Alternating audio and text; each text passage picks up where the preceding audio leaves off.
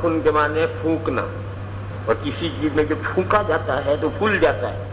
शैतान भी इंसान में फूंकता है और फूंक करके कुप्पा बना देता है, और इंसान ये समझने लगता है कि हम जो डंगरे में दुनिया में हमारे जैसा कोई जानवर नहीं, और फिर वो ऐसी हरकतें कर बैठता है, बढ़ाई की और गुरूर की और फख्र की। वो शैतान फूंक मार करके बुला देता है और ऐसा करवा देता है, इससे भी पनाह मांगी खुदा, इससे भी बचाए।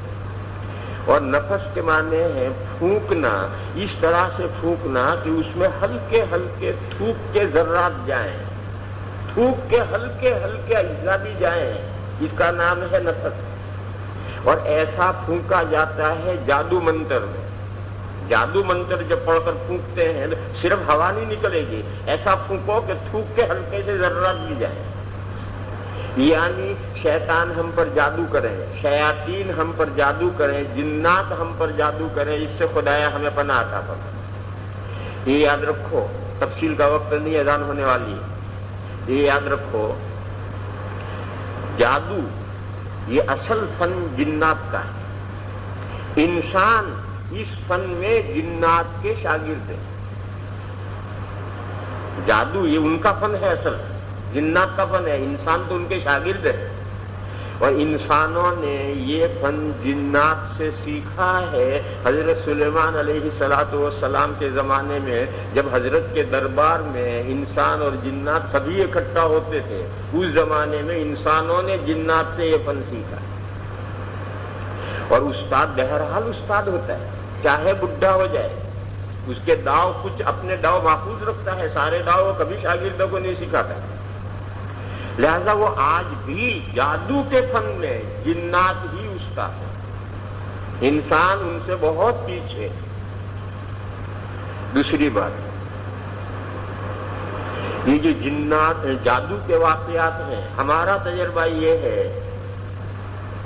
कि उसमें से 50% तो बीमारी होती है। जो जादू के वाकयात कहलाते हैं उनमें से 50% तो बीमारी है, 50% वाकई जादू होता है।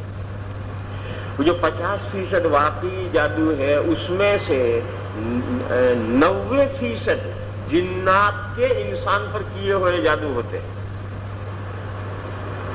और 10% ऐसे वाकयात होते हैं कि इंसान ने इंसान पर किया या कराया, इंसान ने इंसान पर किया या कराया, ऐसे वाकयात 10% है। और 90% वाकयात में जिन्नात ने इंसानों पर जादू किया होता है। ये जो 90% वाकयात हैं जो जिन्नात के किए हुए जादू है इंसानों पर, इसका इलाज नहीं हो सकता है, बहुत मुश्किल। क्यों? आमिल आकर इलाज करेगा, जिन्नात फौरन उसको तोड़ करके फिर दोबारा कर देगा, तो हफ्ते के बाद था वैसा कैसा हो गया। और जो इंसानों के इंसान पर किए हुए हैं उसका इलाज हो जाता है। क्यों? इंसान आलिमुल गैब नहीं, इसीलिए कहते हैं कि जादू का इलाज कराओ तो मख्फी रखो, किसी के सामने जिक्र मत करो। क्यों? जादूगर को पता चलेगा दोबारा जादू करेगा, तो बताओ लोगों ढोंग करते हुए बहुत बीमार हूं यूं करते रहो। क्योंकि इंसान आलिमुल गैब नहीं है, तुम्हें इलाज करा लोगे, उसे कुछ पता नहीं। लेकिन जिन्नात की मालूमात इंसानों से वसी है, लिहाजा इंसान जब इलाज कराएगा और आमिल उसे इलाज कर डालेगा तो जिन्नात को बता देगा और फौरन दोबारा करेगा। इस हफ्ते 15 दिन के बाद वैसा का वैसा हो जाएगा। इसलिए ये जो बहुत से अमल कामयाब नहीं होते वो जिन्नात के इंसानों पर किए हुए अमल होते हैं, वो कामयाब नहीं होते हैं, और इंसानों का इंसानों पर किया हुआ कामयाब हो जाता है। फिर सवाल ये है कि जिन्नात को हमसे क्या लेना है जो हम पर जादू करते हैं? जवाब ये है कि इंसान भी तो जिन्नात पर जादू करता है, इंसान जिन्नात पर जादू करते हैं। ये जो वजीफे पढ़ते हैं, वजीफे पढ़ करके मुवक्किल ताबे करते हैं, ये मुवक्किल कैसे ताबे होता है? यही जादू है उस पर। ये जो वजीफे पढ़कर मुवक्किल ताबे किया जाता है, यही जिन्नात पर जादू किया, और जादू करके लगाम डाल दी, अपने हाथ में लगाम पकड़ ली। क्यों ये किया? पैसे कमाने।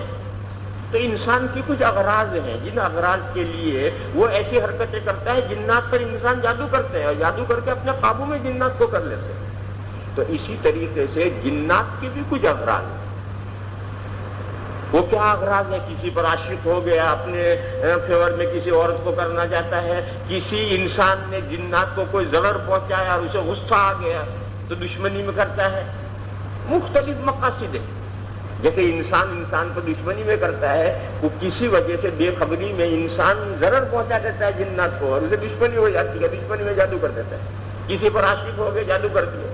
بہرحال یہ بہت لمبا مسئلہ ہے۔ آپ تو اجمالاً یہ سمجھیں کہ جیسے انسان اپنی مختلف اغراض کے لیے جنات پر جادو کرتا ہے اور جنات پر جادو کر کے اپنے قبضے کرتا ہے، اسی طرح جنات بھی مختلف اغراض سے انسانوں پر جادو کرتے ہیں۔ اس لیے اس سے پناہ مانگی گئی ہے، اس کے نفرت سے، کہ خدایا ان جنات کے جادو سے ہمیں بچا۔ انسان